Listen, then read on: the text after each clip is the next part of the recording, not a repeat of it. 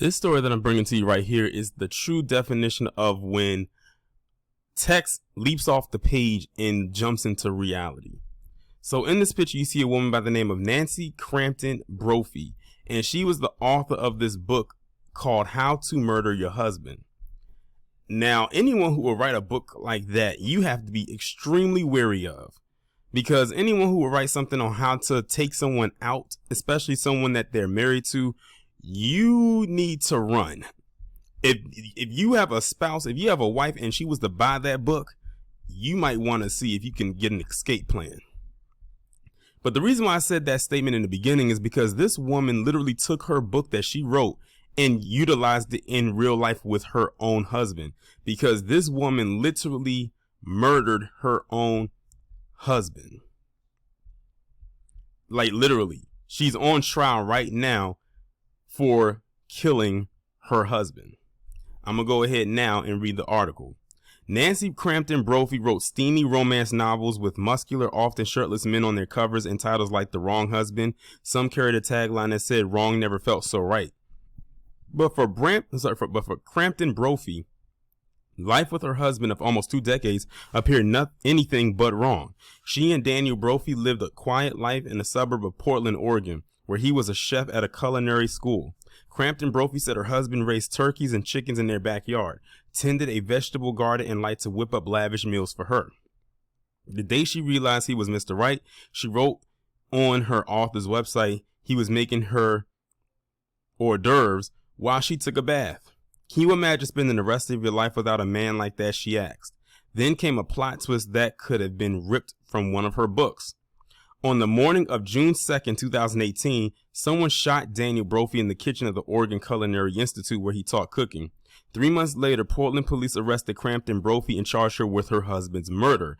And now the woman who once published an infamous blog post titled How to Murder Your Husband is on trial in an Oregon courtroom. Crampton-Brophy, age 71, is charged with a single count of murder and has pled not guilty. Her husband was shot twice at the cooking school where he worked. On the morning Daniel Brophy was killed, students arrived for class and found him bleeding on the kitchen floor. In court documents, prosecutors said the 63-year-old man had been shot twice, once in the back as he stood at a sink filling ice and water buckets for the students, and then a second time in the chest at close range. The bullets penetrated his spine and pierced his heart.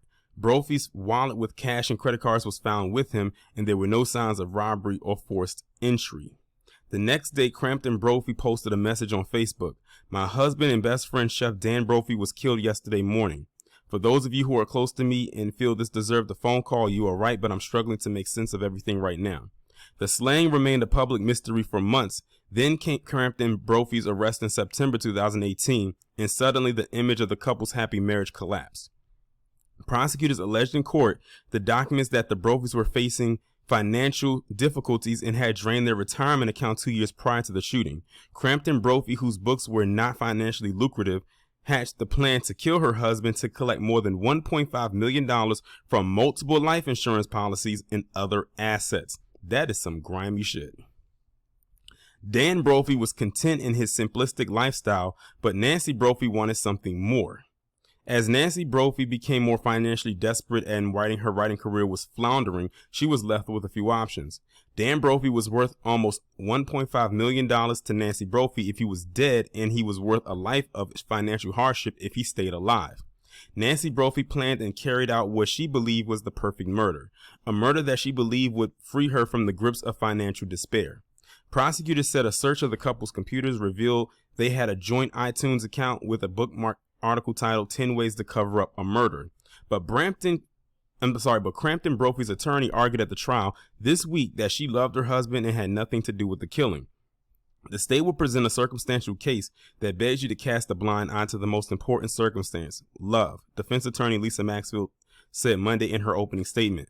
Nancy Crampton-Brophy has always been thoroughly, madly crazy in love with Daniel Brophy, and she still is to this day. For Nancy Brophy, he was perfect. The couple had taken several romantic getaways in the months before Brophy's death and were planning a summer trip to Mount Rushmore, the defense attorney said. News of the slaying stunned the Portland community and made headlines everywhere, partly due to something Crampton-Brophy wrote 7 years before her husband's death. In 2011, she published a blog post titled How to Murder Your Husband.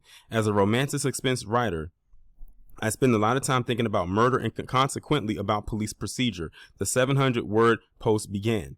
It was published on a blog called C. Jane Published that has since been made private. The essay was split into sections detailing the pros and cons of killing a villainous husband. If the murder is supposed to set me free, I certainly don't want to spend any time in jail, Crampton-Brophy wrote. And let me say clearly for the record, I don't like jumpsuits and orange isn't my color. But the trial judge ruled Monday that the essay would not be permitted as evidence because it was written years ago as a part of a writing seminar and could unfairly prejudice the jury. I don't see how. And that's going to linger on their minds. Like, this woman wrote a whole blog post called How to Murder Your Husband, and all of a sudden, years later, she ends up murdering her husband for money because she got desperate and financially, and her books weren't selling, but he was making money, and she literally got jealous. She got envious of what her husband was able to accomplish, and she couldn't handle it anymore. So she said he was worth more to her dead than he was alive. Because alive, it wouldn't benefit her, and dead, she would get all the money. Her books were tales of attempted murder, infidelity, crime, lust, and general debauchery. All common themes for romantic suspense novels. In The Wrong Husband, a woman tries to escape her abusive husband by hiding in Spain during their anniversary trip. My stories are about pretty men and strong women, about families that don't always work, and about the joy of finding love and the difficulty of making it stay. She wrote on her website, in writing fiction, you dig deep and unearth portions of your own life that you've long forgotten or had purposely buried deep.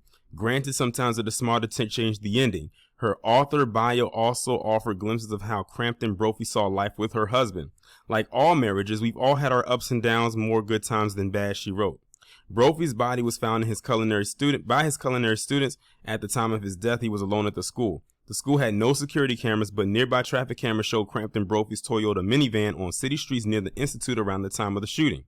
Prosecutors said they believe Crampton-Brophy followed her husband to work and shot him with a Glock 9mm handgun she bought at a Portland gun show. Investigators found 2 9mm shell casings at the scene. She had also bought a ghost gun assembly kit that investigators later found at a storage facility.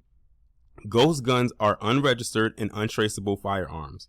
Crampton-Brophy attorney told jurors Monday she was researching ghost gun kits for a book she was working on and bought the handgun with her husband's knowledge because mass shootings in the U.S. made her feel unsafe. How convenient. How convenient. That's her little alibi.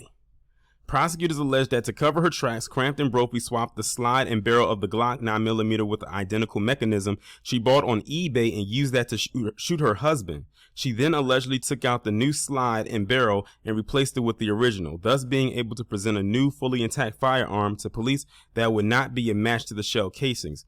Prosecutors said in court documents, detectives have not recovered the slide and barrel purchase on eBay, meaning forensic experts have been unable to match the spent bullets with the gun, prosecutors said.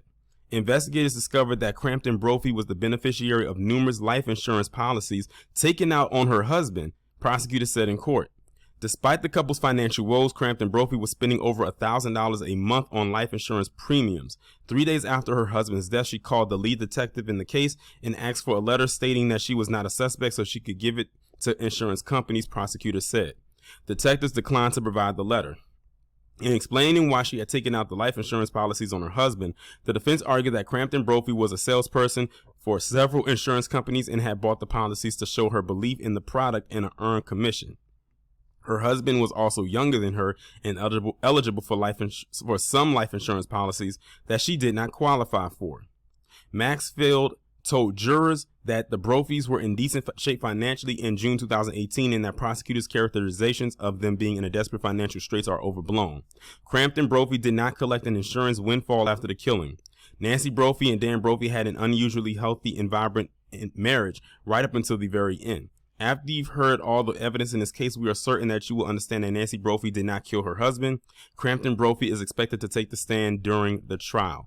Listen, we know that they are trying to save her, but let's be real here.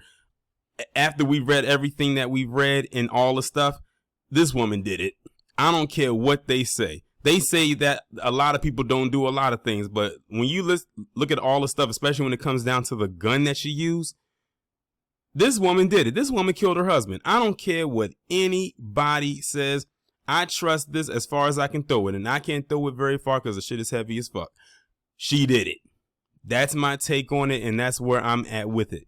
This woman is clearly jealous of her husband's success, that she didn't have the kind of success that he did. She saw the kind of money he had and was getting, and she said he's worth more dead than alive. And the crazy part about it is that's actually a true statement when it comes to a lot of things. A lot of people are worth more dead than they are alive. That's the wildest thing.